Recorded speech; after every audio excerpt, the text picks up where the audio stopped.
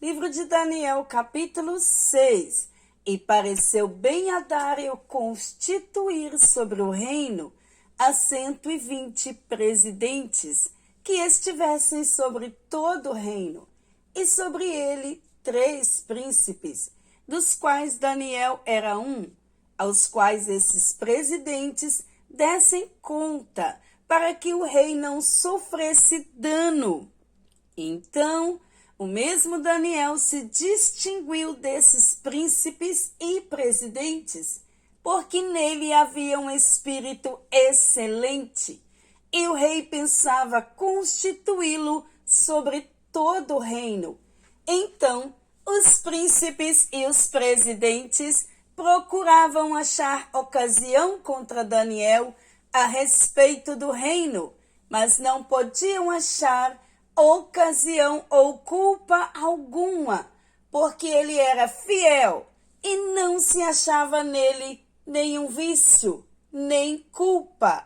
Então, estes homens disseram: nunca acharemos ocasião alguma contra este Daniel, se não a procurarmos contra ele na lei do seu Deus. Então, esses príncipes e presidentes foram junto ao rei e disseram-lhe assim: ó rei Dário, vive eternamente. Todos os príncipes do reino, os prefeitos e presidentes, capitães e governadores tomaram conselho a fim de estabelecerem um edito real e fazerem firme este mandato, que qualquer que por espaço de 30 dias fizer uma petição a qualquer Deus ou a qualquer homem, e não a ti, ó rei, seja lançado na cova dos leões.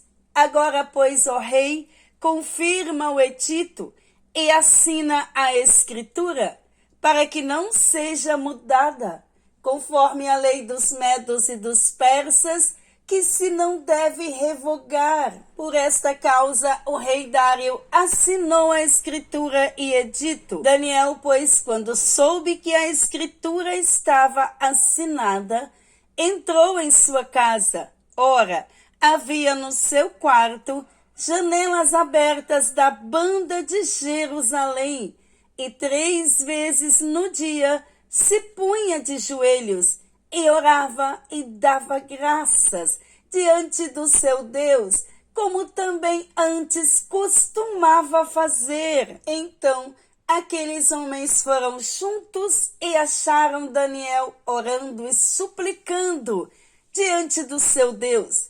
Então se apressaram e disseram ao rei, no tocante ao mandamento real: porventura não assinaste o edito, pelo qual todo homem que fizesse uma petição a qualquer Deus ou a qualquer homem, por espaço de 30 dias, e não a ti, ó rei, seria lançado na cova dos leões?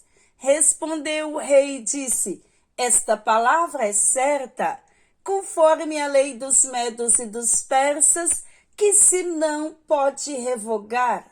Então responderam e disseram diante do rei: Daniel, que é dos transportados de Judá, não tem feito caso de ti, ó rei, nem do edito que assinaste.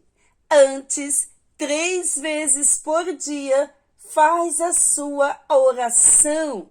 Ouvindo então o rei o negócio, ficou muito penalizado, e a favor de Daniel propôs dentro do seu coração livrá-lo, e até o pôr do sol trabalhou por salvá-lo. Então aqueles homens foram juntos ao rei e disseram ao rei: sabe, ó rei, que é uma lei dos medos e dos persas, que nenhum edito ou ordenança que o rei determine se pode mudar. Então o rei ordenou que trouxessem a Daniel e o lançassem na cova dos leões. E, falando o rei, disse a Daniel: o teu Deus a quem tu continuamente serves, ele te livrará. E foi trazida uma pedra e foi posta sobre a boca da cova.